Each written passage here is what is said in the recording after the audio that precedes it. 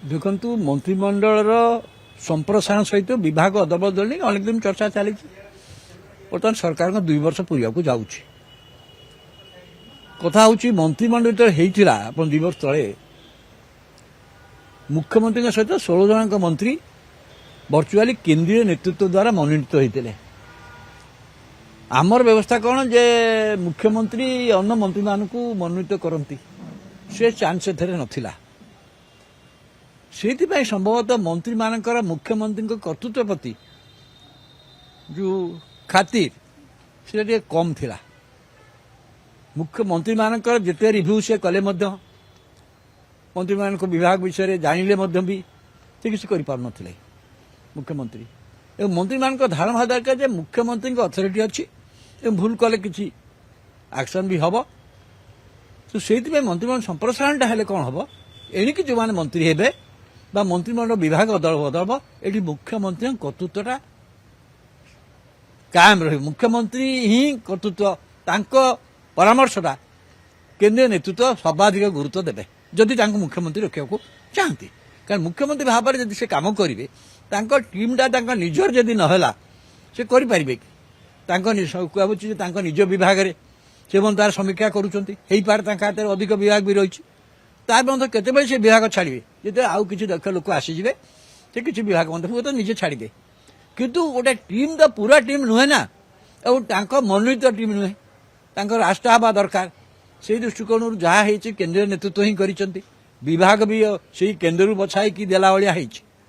ସିଏ ମଧ୍ୟ କାହାକୁ ବିଭାଗ ବାଣ୍ଟି ନାହାନ୍ତି, ସେ ବିଭାଗରେ ସେ ଖରାପ କଲେ ମଧ୍ୟ କିଛି କରିପାରୁନାହାନ୍ତି। ବହୁ ସେ ଦୃଷ୍ଟିରୁ ମନ୍ତ୍ରିମଣ୍ଡଳ ସମ୍ପ୍ରସାରଣ ଏବଂ ବିଭାଗ ଅଦଳ ବଦଳ ଅତି ଜରୁରୀ ହେଇଛି ରାଜ୍ୟର ଆବଶ୍ୟକତା ପାଇଁ। ଏବଂ ଏ ଦଳ ସରକାର, ଏଇ ଦଳ ବା ସରକାର ଯଦି ପଞ୍ଚାୟତ ନିର୍ବାଚନକୁ ସମ୍ମୁଖୀନ ହେବ, କାରଣ ପଞ୍ଚାୟତ ନିର୍ବାଚନରେ ସାଧାରଣତଃ ଶାସକ ଦଳ ଜିତିବାର ସମ୍ଭାବନା ଅଧିକ, କିନ୍ତୁ ସରକାର କାର୍ଯ୍ୟକଳାପରେ ଯଦି ଲୋକ ସନ୍ତୁଷ୍ଟ ନଥାନ୍ତି, ଆପଣ ଦେଖନ୍ତୁ ପଞ୍ଚାୟତ ନିର୍ବାଚନରେ ମଧ୍ୟ ପରିସ୍ଥିତି ବିଗିଡ଼ିବ। ସରକାର କାର୍ଯ୍ୟଟାକୁ ଏଣ୍ଡୋର୍ସମେଣ୍ଟ ମିଳେ ପଞ୍ଚାୟତ ନିର୍ବାଚନରେ, ସେଇଟା ମିଳିବ ନା ନାହିଁ। ସେ ସରକାର ଭାବମୂର୍ତ୍ତି ଦରକାର, ଆଉ ସରକାରଙ୍କ ଭାବମୂର୍ତ୍ତି ବର୍ତ୍ତମାନ ସେତେ ଭଲ ନାହିଁ ଯାହାକୁ ଆଧାର କରି ଏମାନେ ଯାଇପାରିବେ। ଯଦିଓ କେତେବେଳେ ଏକ ଫ୍ଲାଗସିପ୍ ପ୍ରୋଗ୍ରାମ ହେଇଛି, କିନ୍ତୁ ତାହା ସତ୍ତ୍ୱେ ଅନେକ କାର୍ଯ୍ୟ ଅଛି ଯେଉଁଟାକି ବର୍ତ୍ତମାନ ଲୋକ ଭିତରେ ସୃଷ୍ଟି ହେବା ଦରକାର।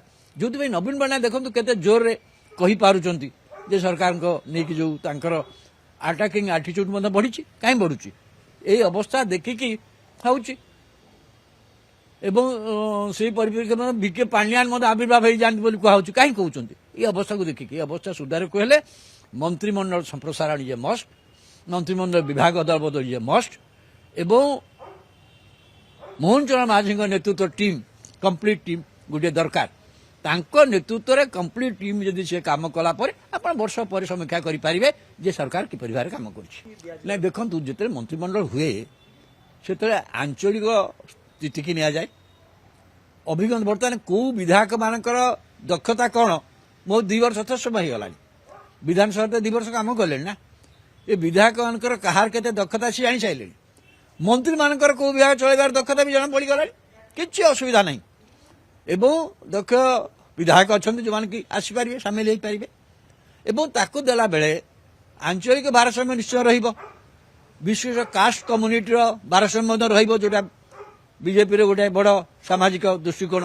ଏ ସବୁକୁ ନେଇକି ଯେତେବେଳେ ସେ କରିବେ, ମୁଁ ଭାବୁଛି କରିବା ପାଇଁ ତାଙ୍କ ପାଖରେ ବର୍ତ୍ତମାନ ଲୋକ ଅଛନ୍ତି, ସଂଖ୍ୟା ବି ଅଛି। କିନ୍ତୁ କଥା ହେଉଛି କାମ କରିବା ପାଇଁ ଗୋଟେ ମାନସିକତା ନିଷ୍ପତ୍ତି ଦରକାର।